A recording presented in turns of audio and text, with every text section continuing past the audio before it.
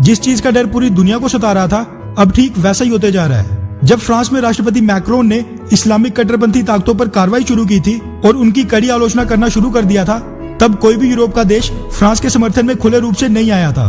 और तब यूरोप के कुछ गिने चुने लीडर्स ने राष्ट्रपति मैक्रोन के पक्ष में नाप तोलकर अपना समर्थन दिया था। इसके पीछे का कारण माना जा रहा था कि जिस प्रकार की हिंसा और आतंकवादी हमले आए दिन फ्रांस में देखने को मिलते हैं, वो बाकी के यूरोप के देशों में न शुरू हो जाएं। इसीलिए जिस तरह फ्रांस के राष्ट्रपति इमैनुअल मैक्रोन खुलकर इस्लामिक कट्टरपंथी ताकतों की आलोचना करते हैं, वैसा बाकी के यूरोपियन देशों के लीडरों ने नहीं किया। लेकिन जो इसके पीछे की उन सब की मंशा थी, वो अब बिल्कुल पूरी होते नहीं दिखाई दे रही है। और मुस्लिम देशों का खलीफा बनने के चक्कर में टर्की के राष्ट्रपति अर्दोगान की फैलाई आग अब पूरे यूरोप में फैलती जा रही है और समय रहते इन कट्टरपंथी ताकतों पर रोक लगाना काफी जरूरी हो गया है।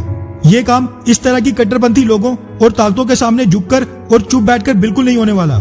इसके लिए जिस तरह भारतीय प्रधानमंत्री नरेंद्र मोदी जी, अमेरिकी प्रेसिडेंट डोनाल्ड ट्रंप, इजराइल के प्रधानमंत्री बेंजामिन नेतन्याहू और फ्रांस के राष्ट्रपति इमैनुअल मैक्रोन ने आवाज उठाना शुरू किया है, वैसे ही यूरोप के बाकी देशों के लीडर्स को भी खुले में सामने आना पड़ेगा, वरना अगला नंबर उनके देश का होने वाला है। ऐसा इसीलिए क्योंकि अगर इन कट्टरपंथी ताकतों को प्यार की भाषा समझ आती तो यूरोप में एक के बाद एक आतंकी घटनाएं बिल्कुल नहीं होती।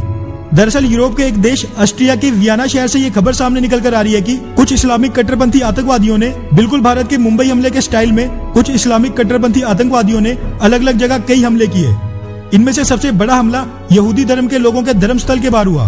वीडियो रिकॉर्ड करने तक इन सभी हमलों में मारे जाने वाले लोगों की संख्या 7 और घायल लोगों की संख्या 15 से ज्यादा बताई जा रही थी और ये आंकड़े अभी और भी ज्यादा बढ़ सकते हैं। पुलिस ने बताया कि जवाबी कार्रवाई में एक हमलावर को मार गिराया गया है और एक गिरफ्तार किया गया है, लेकिन बाकी के हमलावर अभी भी फरार हैं। फ्रांस में पैगंबर के कार्टून की घटना के बाद ये अब तक का सबसे बड़ा आतंकी हमला है, जिसमें बड़ी संख्या में इतने ज्यादा लोग मारे गए हैं। फ्रांस के राष्ट्रपति मैक्रोन ने ऑस्ट्रिया को आश्वासन दिया है कि वो कट्टरपंथी ताकतों के खिलाफ उसका पूरा साथ देंगे, लेकिन अब तो यूरोप के चुपचाप बैठे देशों को इस तरह के कट्टरपंथी इस्लामिक संगठनों और लोगों पर कड़ी कार्रवाई करनी ही पड़ेगी, वरना इस तरह के हमले कश्मीर और अफगानिस्तान की तरह वहाँ भी बिल्कुल आम हो जाएंगे। एक समय ऐसा था जब सभी यूरोपियन देश इजराइल और भारत के खिलाफ जाकर ऐसे हमला करने वाले लोगों के मानवाधिकारों का पाठ पढ़ाया करते थे और इनको अपने देश की नागरिकता देते थे। लेकिन अब यूरोप की लिबरल और फ्री सोसाइटी इस तरह की कट्टरपंथी ताकतों के आगे बिल्कुल फेल होते दिखाई दे रही है। ऐसी कट्टरपंथी ताकतों को रोकने के लिए शांति प्रिय इस्लामिक लीडर्स को भी सामने आना पड़ेगा, वरना ऐसा कत्लेआम जारी रहेगा। और अगर इन सभी लोगों को वाकई इस्लाम और मुसलमानों की चिंता है तो ये इस्लाम के असली दुश्मन चाइना के खिलाफ आवाज उठाएं और वहाँ पे जाके हमले करें, जो अपने शिनजियांग प्रांत में मस्जिदों को पब्लिक टॉयलेट बना रहा है। वैसे आपकी इस बारे में क्या राय है? नीचे कमेंट करके जरूर बताएं।